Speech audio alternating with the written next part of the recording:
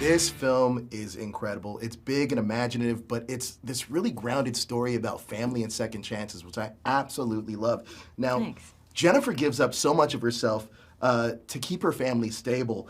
What kind of conversations did you and Alex have about Jennifer and Michael and their relationship and the family dynamic? We had a lot of conversations. You know, we also, the story changed a lot over the course of the 4 years that we spent making it. I mean, I say we, but it's really Alex and our like brilliant animators, and I would come in like every couple of months, you know, for a day or two here and there. But yeah, it really, you know, I think the more that they put sequences together and sat with it, like it really changed a lot. And we would go back and revisit certain things and sort of calibrate them differently. So it was constantly sort of ongoing and like a pretty organic experience. That's amazing. Now, look, as a kid, I was a huge Pixar fan. Peak Yeah, me Pixar too. for me, it hit me right Me in the feels. too. But now as an adult, this movie hit me in the same way. Oh, I'm so glad. Like, this is peak Pixar level to me. Just on the Netflix side, the relationship between Jennifer and Michael feels so real to me. Yeah. They're failing. They're trying to get everything together. They're reconnecting. Can you talk to me about Michael and Jennifer's journey throughout the film? Yeah, I mean, I think that, you know,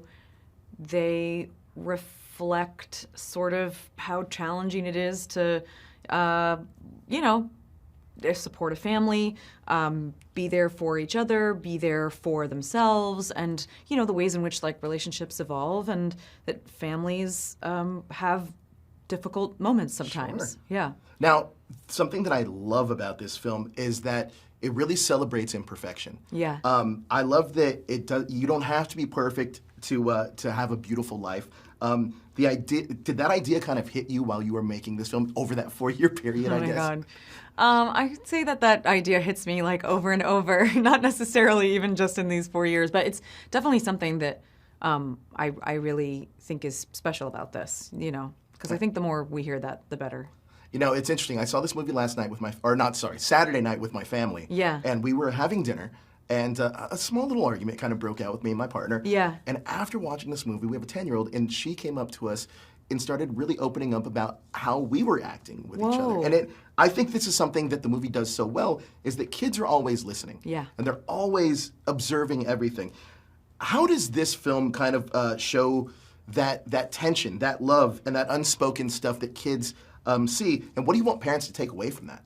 Wow, I'm so glad to hear that, by the way. I think that, like, you know, anytime that there is something that you can sit with your kids and experience, like, a conversation starter or a touchstone for something that, like, reflects your own experience or reflects a fear of something that you might have, like, why not? Yeah. You know, especially because weirdly, like, even societally right now, it feels like there's like such a dichotomy between people who are like, embrace your imperfections, but we're all on our phones looking at like things that are like, well, but except for me, because everything's perfect. Sure. And it's like such a strange, I mean, maybe it's always been that way. It just feels so much louder now. And so I think, and to your point, kids pick up on everything.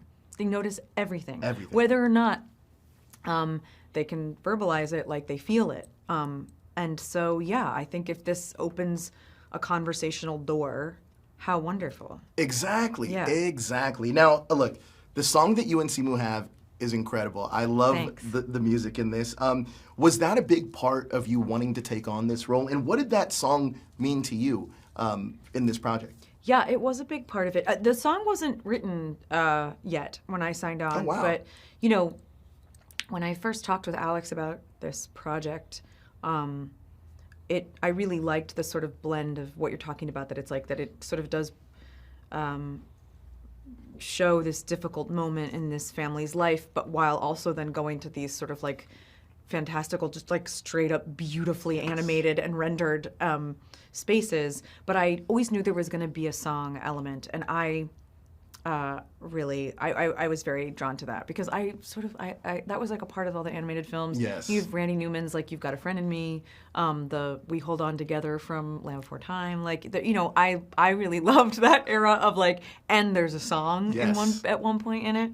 So I was very excited for that. This is such a personal story for Alex, and all of his passion. You can see it on screen. It took almost 10 years to make this film. it's wild.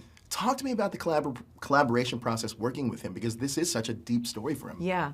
Well, you can tell. I mean, you can tell when you watch it, but it felt like that making it. You know, I know this story is so personal to him, and he cares so, so much.